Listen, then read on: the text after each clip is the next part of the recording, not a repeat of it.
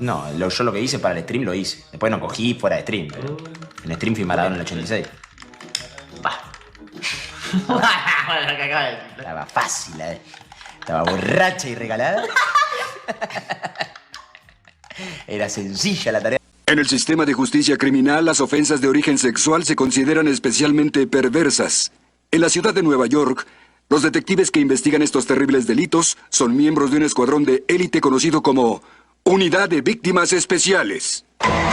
No todo es humor solo porque alguien se ría. A lo largo de este tiempo he visto varios videos y comentarios sobre lo que pasó, lo que se dijo, en qué se convertía esa persona que lo dijo, si era nada o si significaba todo. Al inicio la verdad creí que era mejor no hacerle un video, ya que cuando los hago es porque de verdad creo que tengo algo para aportar sobre el tema y no quiero que se vayan con la misma opinión que podrían ver en cualquier otro canal. Además de que, por si no lo sabían, no me gusta quedarme a analizar solo una cosa, siempre me ha gustado ir más allá, tomar casos como ejemplos para hablar de un tema en particular y tratar de no solo analizar varios aspectos que lo rodean, sino de que al final, cuando termine el video, lograr que se vayan con un conocimiento nuevo y que les haya aportado algo el haberlo visto. Entonces, ahora que ya saben a qué tipo de video entraron, pasemos adelante con el análisis.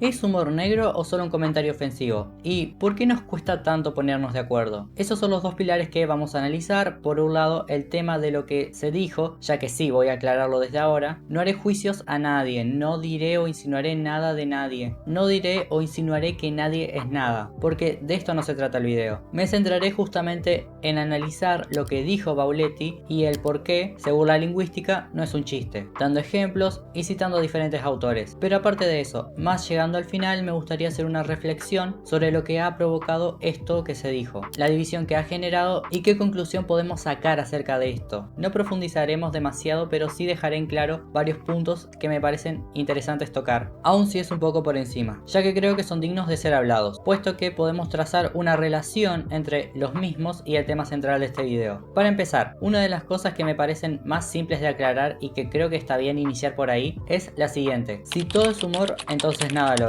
Una de las cosas que más he visto y que creo que es parte central del debate acerca de lo que dijo este streamer es sobre si es humor o no, si es humor negro o si no puede serlo. Pero antes de pasar a explicar el por qué no es humor, me gustaría dejar en claro este problema sobre etiquetar cosas que no deben ser etiquetadas de esa forma, porque en esencia no lo son. Todo, desde una cosa simple como un juego, como lo puede ser el fútbol, básquet o vóley, hasta algo como el lenguaje, el humor o los chistes, tienen límites, porque esa es la forma que tenemos de categorizarlos. Si tiene cierta pelota, una cancha, jugadores, puntajes y faltas, es fútbol; si no, es otro deporte. Si se juega con las manos, tiene una red y un sistema donde los jugadores cambian de posición en determinada forma y tiempo, entonces es vóley. Y así con todo, hasta con el humor y los chistes. Ya vamos a desglosar esto, pero creo que lo que es importante dejar en claro acá es que debe haber límites. No todo puede ser humor, no todo puede ser un chiste, porque si decimos que todo lo es, entonces los límites se borran y ya no se puede determinar cuando algo se dice en serio. Como todo sería comedia y estaría hecho para reír, ya no existiría la seriedad. O al caso contrario, si no está claro que es humor y no especificamos qué puede serlo, entonces es mejor que nada lo sea, porque de todas formas, como ni podemos definir qué es un chiste, pues entonces en esencia no existe. Este es el verdadero problema de agarrar y etiquetar a todo como humor, comedia o broma, que al final se terminan mal categorizando ciertas cosas que se dicen y empezamos a creer que de verdad lo son, que fue un chiste porque se rió y porque ahora todos hacen comedia, cuando no es así, y ahora vamos a entender mejor por qué.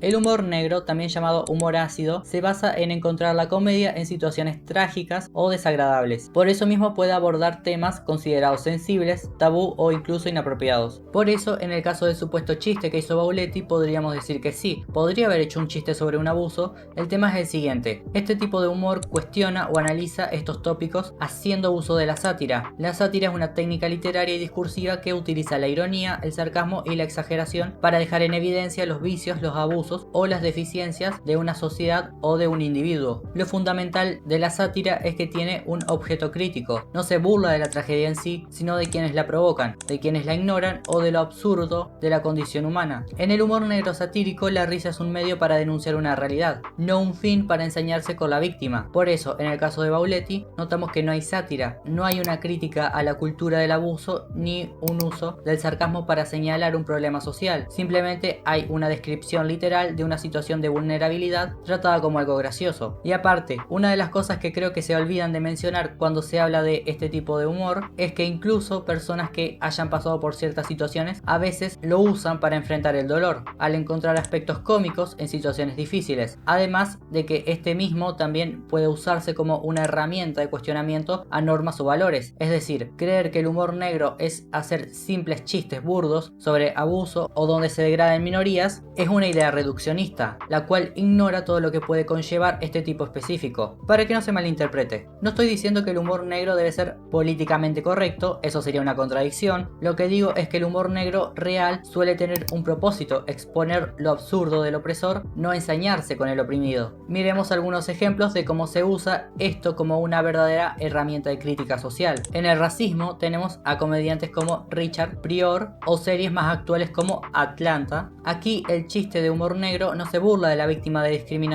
al contrario, utiliza lo incómodo para dejar en evidencia la ridícula, contradictoria y patética que es la lógica del racista. El blanco de burla es el sistema segregacionista, no quien lo padece. En Sistemas Injustos, la película Jojo Rabbit es el ejemplo perfecto. Es una comedia negra que nos muestra el régimen nazi a través de los ojos de un niño que tiene a un Hitler imaginario como mejor amigo. ¿Se está burlando de las víctimas del Holocausto? No, está usando el humor para mostrar lo absurdo, infantil y peligroso que era ese sistema de odio. El humor negro aquí sirve para despojar de poder y solemnidad a una ideología violenta. En la desigualdad de clase tenemos a películas coreanas como Parasite, utilizan la comedia negra para retratar la desesperación. No se ríe de la pobreza porque sí, sino que usa situaciones grotescas para denunciar la brecha abismal entre clases sociales. Para que el humor negro funcione tiene que existir algo que en literatura llamamos pacto ficcional. ¿Qué es esto? Básicamente es un acuerdo tácito y silencioso entre el que habla y el que escucha. Es como cuando vas al cine a ver una película de superhéroes, vos sabés que los hombres no vuelan, pero aceptás suspender tu incredulidad y creer que es posible mientras dure la película para poder disfrutar de la historia. En el humor, el pacto ficcional funciona igual. Es el permiso que le damos al comediante para decir algo terrible bajo la condición de que ambos entendemos que no lo dice en serio. Es el marco que separa la realidad de la representación. Cuando un humorista hace un chiste de humor negro, el pacto nos dice, esto es una construcción, es una exageración, no es un plan de acción ni una opinión literal. Para entender esto desde la teoría podemos citar a Bakhtin y su concepto de carnavalización. Bakhtin explicaba que en la cultura popular existe un momento, como el carnaval, donde las jerarquías se invierten, las leyes se suspenden y se permite decir lo que en la vida cotidiana sería inaceptable. Es un mundo al revés, donde el bufón puede insultar al rey sin ser decapitado. Pero, y acá está la clave, Bakhtin aclaraba que este espacio de libertad es temporal y tiene límites claros. El carnaval no es la vida real, es una zona de juego. El problema con lo que pasó en el vivo es que el pacto ficcional se rompió o nunca existió. No estábamos en una zona de carnaval ni en un escenario de stand-up donde aceptamos las reglas del bufón. Al no haber una estructura de chiste y al estar hablando en un contexto de anécdota personal y real, el espectador no tiene donde refugiarse, no hay ficción que nos proteja. Entonces, lo que queda no es un personaje diciendo una barbaridad dentro de un marco artístico, sino una persona real emitiendo un enunciado denotativo sobre una situación real. Como no se respetaron las reglas del carnaval bakhtiniano, el pacto se deshace y lo que queda es simplemente un comentario fuera de lugar. Para entender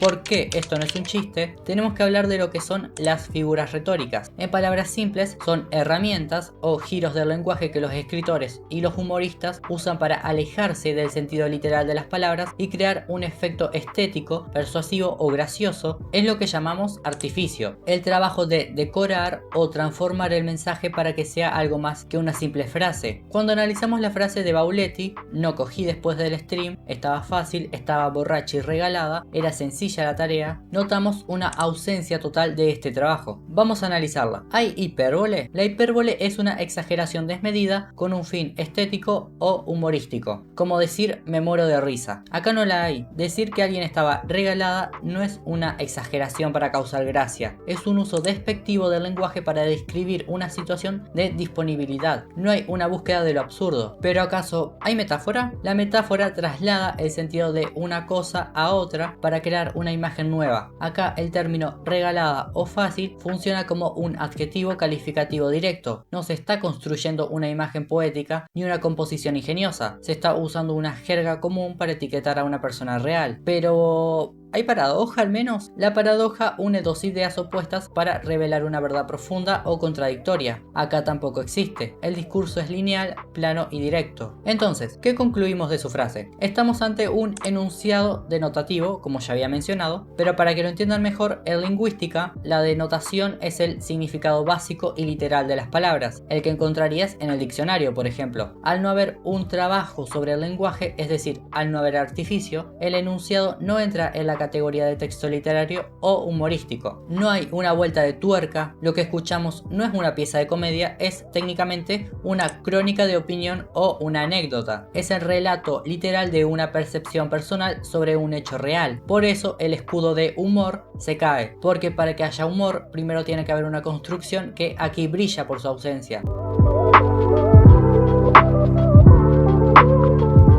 Para que se entienda que esto no es una cuestión de moral o de ser delicados, sino de técnica lingüística, miremos un ejemplo de lo que sí es humor. Seguramente hayan visto clips de este comediante Luciano Merella haciendo lo que se suele llamar trabajo con el público. Aquí hay uno reciente donde una pareja discute sobre el tema de la limpieza del hogar. ¿Por qué las manos en la cintura y no te tocas el pene que justamente a vos tanto te gusta?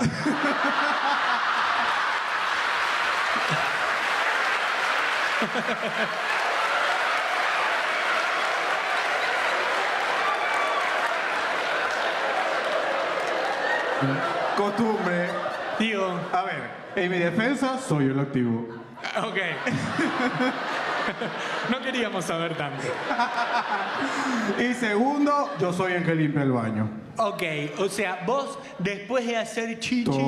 Toda la limpieza de la casa, de todo, es mi responsabilidad. Ok, pará. Entonces tan activo no sos, me parece. Me construí de repente. Toda la deconstrucción se me fue. Escuchá, ¿pero vos limpiás después de cada chichi o limpiás una vez por semana? No, igual limpio después de cada chichi la zona que yo vea que quedó manchadita. ¿Y cómo la limpiás? Con cloro. Con cloro. Ok, pasás cloro y algún trapo Y después especial. para secar, exacto. Cuando él dice que todo queda húmedo es porque lo limpié y quedó húmedo porque lo limpié. Ok, ¿y por qué no lo secás? Mira, te hice pensar. ¿Podés a todo ese ciclo de limpieza que tenés sumar algo que seque posteriormente lo que humedeciste al limpiar? Sí, claro. ¿Podés? Sí, por supuesto. Sí, pásame con el primero. No, pero ya va, porque ¿Ah? aquí hay que dar y recibir. Entonces... Perdón. No. Vos dijiste que vos eras... No hay que dar y recibir, vos das. Él es el que recibe, así que ahí terminó la discusión, amigo.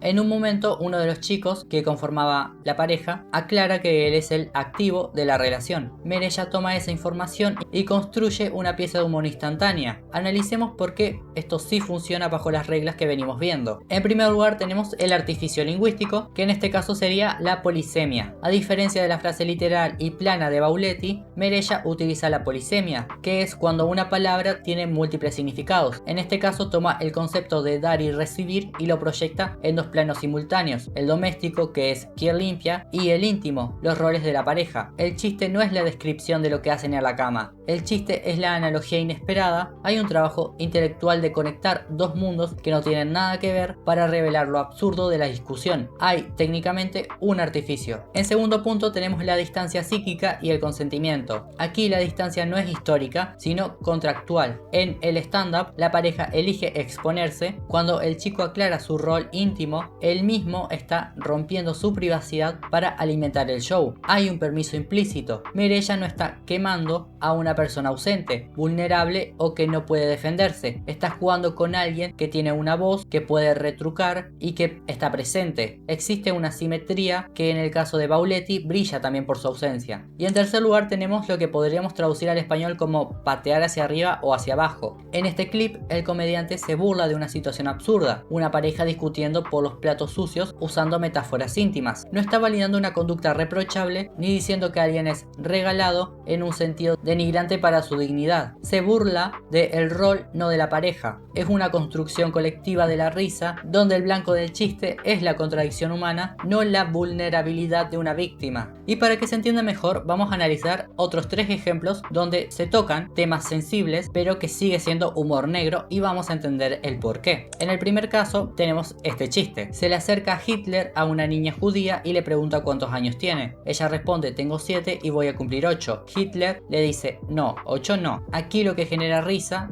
una risa incómoda claro, es la ironía trágica, el absurdo de la crueldad. El remate no es una opinión, es una construcción narrativa que utiliza la figura de un genocida para remarcar lo absurdo de su maldad. Hay un guión, hay un personaje y hay un remate que subvierte la expectativa. ¿Qué tienen en común una lasaña y las Torres Gemelas? Que ambas son piso carne, piso carne. Este es un ejemplo puro de deshumanización estética. Utiliza un recurso literario de comparación o analogía. El cerebro hace un match visual entre la estructura de una comida y una tragedia. Es oscuro, sí, pero requiere que el emisor encuentre una relación entre dos objetos que no tienen nada que ver. Hay un esfuerzo creativo detrás. ¿Cuál es la nota favorita de Donald Trump? La menor. Este es mi favorito para este análisis porque usa el ingenio técnico, juega con la polisemia, la menor como escala musical y la menor como referencia de edad. Hay un doble sentido lingüístico en una estructura breve, eficaz y técnica. Ahora, volvamos a comparar esto con el enunciado del vivo. Estaba fácil, estaba borracha y regalada. Mientras que los ejemplos anteriores requieren una ingeniería lingüística, una estructura de preparación y un remate, la frase del streamer es, y como ya he dicho, lineal y literal. No hay un doble sentido, no hay una analogía, no hay una ironía trágica, ni uso de personajes.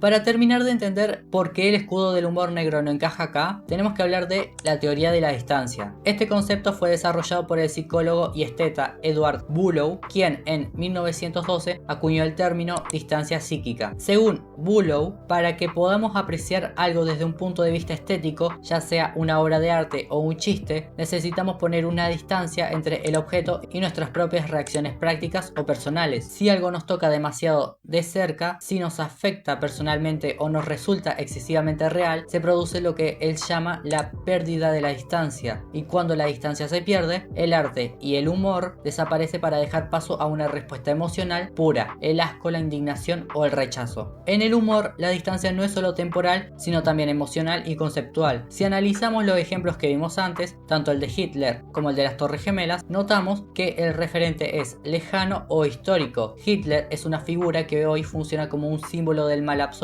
ya procesado por la historia. Las Torres Gemelas son un evento masivo ocurrido hace décadas. Al ser referentes lejanos, el cerebro puede permitirse la abstracción. Podemos jugar con esos conceptos porque ya no son personas en nuestro entorno inmediato, sino símbolos o hechos históricos. Esa distancia es lo que nos da el permiso de entrar en el pacto ficcional del que ya hablamos antes. Sin embargo, en el caso del vivo, el escenario cambia por completo. El referente es próximo y real. El streamer no está hablando de un personaje ficticio o de una figura histórica, está hablando de una persona conocida por él, alguien con nombre, apellido y una vida privada real que existió en el mismo tiempo y espacio que el emisor. Aquí es donde surge lo que Bulow advertía con el problema de la proximidad. Cuando conoces a la persona de la que hablas, la abstracción necesaria para que el humor negro funcione se rompe por completo. Ya no estamos hablando ante un sujeto X en una situación hipotética, estamos ante una vulneración directa de la privacidad. Al desaparecer la distancia psíquica, el chiste deja de ser una construcción artística y se convierte en una difamación disfrazada de anécdota. Para entender por qué una frase que técnicamente no es un chiste igual genera risas, tenemos que ir más allá del lenguaje y entrar a la psicología. Aquí es donde entra Sigmund Freud, quien analizó profundamente cómo funciona nuestra mente cuando nos reímos. Distinguía entre el chiste inocente y lo que él llamaba el chiste tendencioso. Según él, este tipo de chistes tienen una intención oculta, sirven para liberar impulsos agresivos o íntimos que normalmente la sociedad nos obliga a reprimir, pero que para esa libertad ocurra necesitamos un cómplice. Esto nos lleva al primer punto, el humor de cohesión. Freud explicaba cómo en el chiste tendencioso siempre hay tres personas: el que hace el chiste, el objeto del chiste y el oyente. La risa del oyente no siempre es por el ingenio de la frase, sino por una cuestión de complicidad. Al reírse, el grupo reafirma que pertenece al mismo bando, que comparte los mismos códigos y, sobre todo, los mismos prejuicios. La risa funciona como un pegamento social que excluye al que es diferente y fortalece al grupo que tiene el poder. Y esto conecta directamente con el humor de opresión o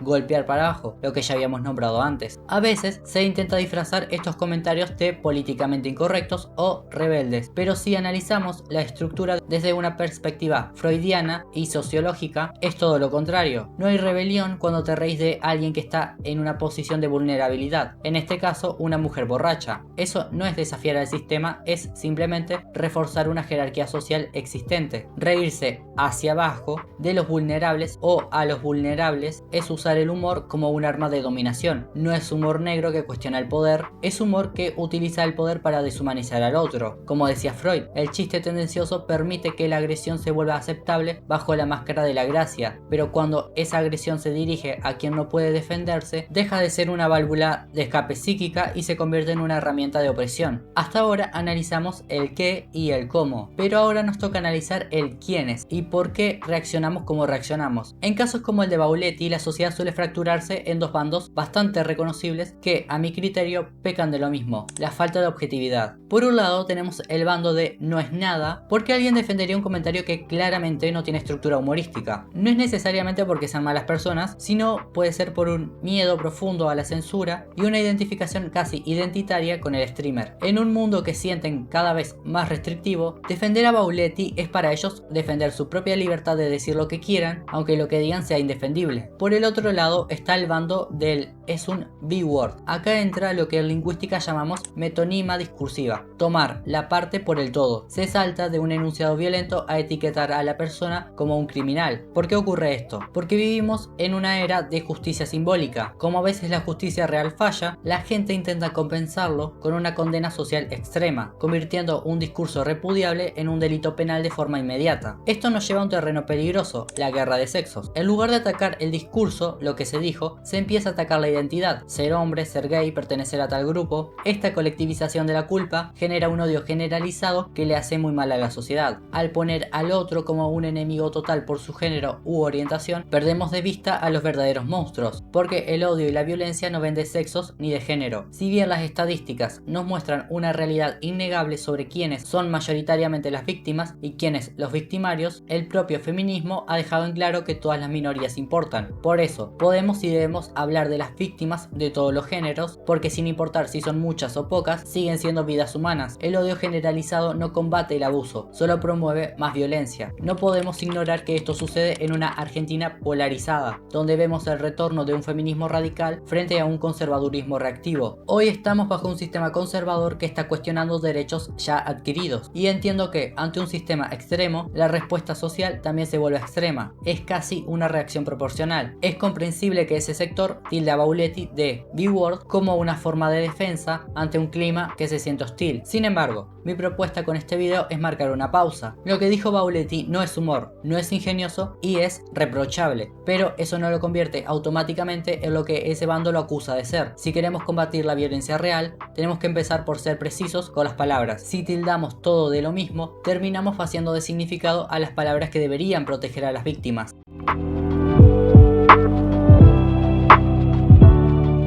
Antes de terminar, me gustaría adelantarme a algunas críticas que seguramente van a aparecer en la sección de comentarios. La primera y más común sería la de "es solo un streamer, no hace falta analizarlo tanto". A esto respondo que todo es discurso, sea un libro de 500 páginas o un clip de 10 segundos. Es un hecho social. El lenguaje no es una herramienta inocente, el lenguaje construye realidad. Nada que tenga un impacto masivo en una audiencia de miles de personas puede estar extenso de ser analizado. Como sociedad tenemos la responsabilidad de desarmar los mensajes que consumimos, porque lo que hoy aceptamos como un simple comentario de stream, mañana se convierte en la base de cómo tratamos a los demás en la vida real. La segunda crítica suele ser la de tildar cualquier análisis de este tipo como ganas de tirar odio, y acá es donde quiero marcar una diferencia fundamental. Hay una distancia enorme entre el hate gratuito y la crítica objetiva. Tirar odio es insultar a la persona por quien es. Realizar una crítica constructiva es desarmar sus argumentos con herramientas lingüísticas para entender por qué lo que dijo genera el impacto que genera. Analizar el por qué la gente habla como habla no es un ataque personal, es un ejercicio pedagógico necesario. Si como yo, futuros profesionales en la educación, o simplemente como ciudadanos, no nos detenemos a pensar en la estructura de lo que decimos, estamos regalando nuestra capacidad de pensamiento crítico. Mi intención con este video no es hundir a nadie, sino usar un caso mediático para que todos podamos aprender un poco más sobre los límites del humor, la ética del discurso, el peso de nuestras propias palabras.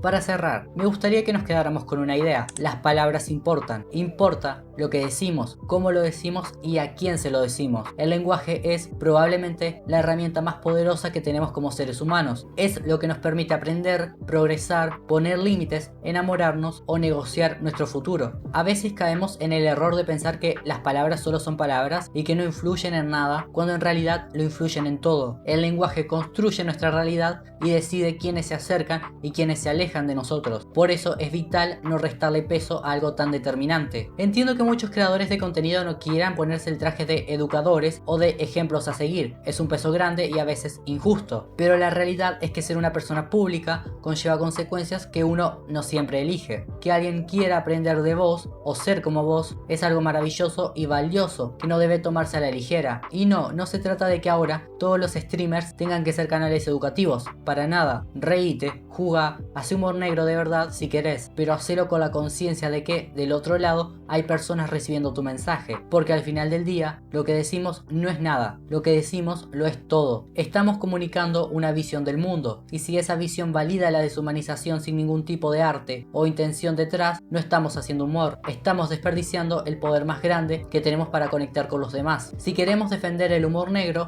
primero tenemos que aprender qué es el humor. Llamarle humor a cualquier cosa es, irónicamente, lo que más daña a la comedia. Entonces, sin nada más que decir, nos vemos en el siguiente video. Gracias totales.